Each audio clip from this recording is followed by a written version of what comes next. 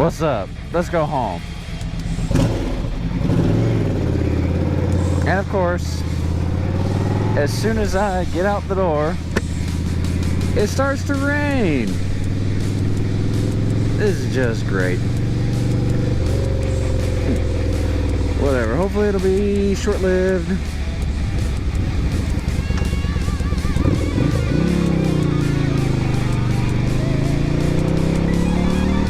And hopefully yeah, it looks like it clears up over there, so maybe I can hurry up and get out of this mess. Oh, so anyway, today, oh, it's getting harder. Maybe not. So today, I had the opportunity. Ugh. Well, crap.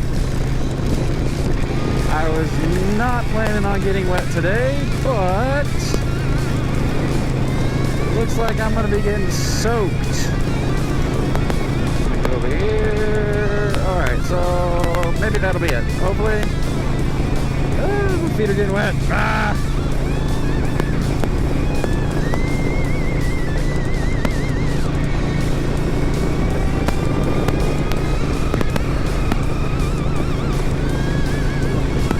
Alright, so pro tip, while you are riding in the rain, don't go where the standing water is. It does not go well with two wheels. You know, motorcycle wheels are rounded, car tires are flat, they have more surface area on the road, and thus give you more traction. Alright, look at that. That was it. So, in the rain, make sure that you stay in the driest spots. If you see standing water, avoid it, because that's a great way to hydroplane and lay it down and not have a good day. Hey, look at that. The road's not even wet here. That's southern showers for you. Anyway, pro tip on riding in the rain. Looks like it's starting to rain again. This might be a fun ride home. So this is Tuba Billy. Make sure you subscribe, like, comment, share to get all the updates from my life and the shenanigans that go on. But Tuba Billy heading home on, hopefully that's all the rain we're gonna get, kind of Tuesday afternoon. Hey, Tuba Billy here. It is a Tuesday afternoon. All day today, I have been teaching at the high school to a bunch of 9th graders. So basically I've got 4 classes, each one's about an hour and a half, give or take. One of them's a little bit longer. But I'm teaching them about relationships. What's a smart relationship? What's healthy relationships? And the thing that I've taken away from doing this is I have a newfound respect for teachers. Because doing it day after day after day after day, man, I can definitely see how those kids can grate on your nerves. A couple of the classes were extremely chatty. I mean, extremely chatty. Just would not pay attention, would not focus, would not stay on topic. And had to get out of these side conversations and get louder and cutting up, and man, you know, and I try to tell them, look. I like communication. I like the feedback. But let's keep it on topic, for one, because, you know, somebody in here may want to learn, may want to be here for the, you know, to learn. And you being disruptive is probably taken away from that for them. I'm going to get through my lesson regardless. I might be a little more frustrated if they keep doing that, but I'm going to get through the lesson, and it just makes it go more smoothly. It helps it to be better, if they'll just participate, because it is interesting stuff. So today we talked about maturity, 4 parts of maturity: physical, mental, social, emotional, and then we did talk about values, what they value. And I had 24 different items, and we had a values auction where basically they got $200, not real money. I gave them actually a piece of paper. It's kind of like a checkbook. But they got $200, and we had an auction for these 24 different items. And, you know, it's exciting. They got into it. And it was great. It was teaching them. The moral of the exercise was, you know, if they, afterwards, I asked them, how many of you have actually purchased and won a value that you said was most important to you? Because before we did the auction, I had them choose out of those list of 24 at least 3 values that they said were most important to them. And in each class, maybe a couple, maybe a handful raised their hands, saying that they actually won a value that was most important to them. And then I asked, how many of you won a value that was not in your top 3?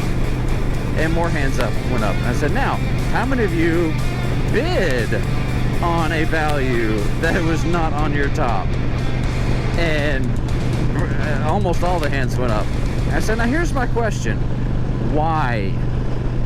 If I had you pick out your top values before we started this, you know, why would you waste your money going towards values that were not a priority for you? And the answer, you know, oh, I wanted to drive up the price for so-and-so. You know, it was fun. I just wanted to buy something. And yeah, you know, answers like that. And I said, well, here's the lesson. Here's the moral of this exercise, this activity. Imagine your money is equivalent to your time. Now, if you spend all of your time running around with groups and focusing on things that really aren't important to you, you won't have enough time to really put towards the values that matter. So, for example, one of the values was being physically attractive. One of the classes, a boy straight up just went $200. He wanted that one bad, $200. I was like, all right, $200, okay, and I moved on. Well, it turns out he didn't really want that value. It wasn't one of his top 3. He just thought it would be funny because, you know, he's a bigger guy. He's overweight. And he thought it would be funny. And I told him, I was like, look, you know, just imagine. And I asked him, what was one of your top 3? And he said, you know, being close to my family. I said, all right.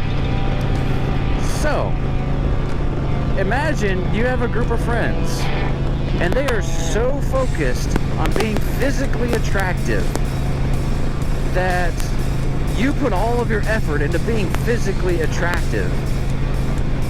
And then at the end of the day, you're out of energy, you're out of time, and you don't focus on what's most important, is being close to your family. I hope that kind of struck a chord with him, because I can tell he's kind of a class clown, I would guess. So I hope that exercise was fun. I did have one kind of disappointment. I spent a lot of time making this wheel. It's like a wheel of fortune. It spins around and around and around, and it would randomly select these values, one of 24 values, and it would play dramatic music, and then it would display it up, value for auction, auction number or item value number 6, being honest, and then it would display it and with confetti and whatever, and we'd auction it off, and then I'd move on and it would remove it from the wheel. Well, the school's firewall wouldn't allow that. So I was like, well, crud, here's what we're gonna do. I just wrote down on a piece of paper 1 through 24 and just tried to pick it as randomly as I could. So roll with it. It wasn't as entertaining as I had hoped, but hopefully the kids got something, and hopefully they learned something. So then this Relationship Smarts class, it talks, I go all the way. Last week we talked about, who am I and who do I want to be? We talked about their possible selves and the attributes, the qualities that they have, they want to develop in the future. And basically, what has helped to shape them into who they are. Today we talked about their values, what they want to shoot for, and kind of putting their money where their values are. And the lessons are built on each other, and they will continue to grow. That is a big old tractor.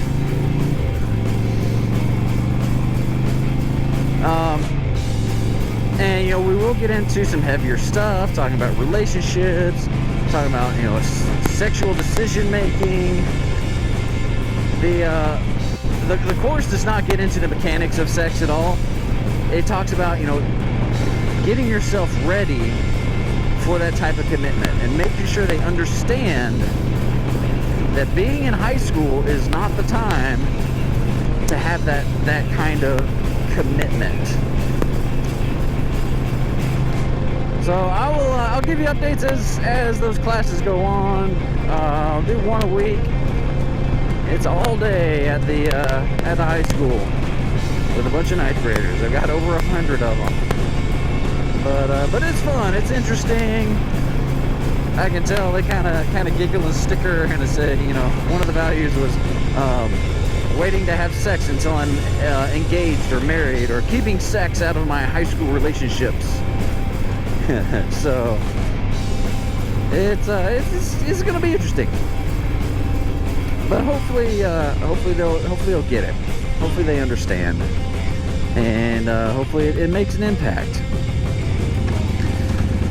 So, but that was my day basically. Got there at 7:30 in the morning and got done at 3, and went to the office, sent some emails, did some other stuff, and now it's quitting time. Going home, and hopefully to a semi-functional, semi-sane house. We'll see how right I will be. Hopefully it'll be something, because having three kids, 3 school-age kids, and a newborn can be kind of crazy. But this is Tuba Billy. I hope you all have a wonderful day. It's been a pretty good day for me. Kind of worn out. Definitely respect teachers who do this every single day and deal with the same old shenanigans from silly kids. Mad props to those teachers. And I would say, teachers, good on you. You deserve a raise. Especially having to deal with all the extra crap with virtual schools and coronavirus and kids getting taken out of classes and getting sent home because they were potentially exposed.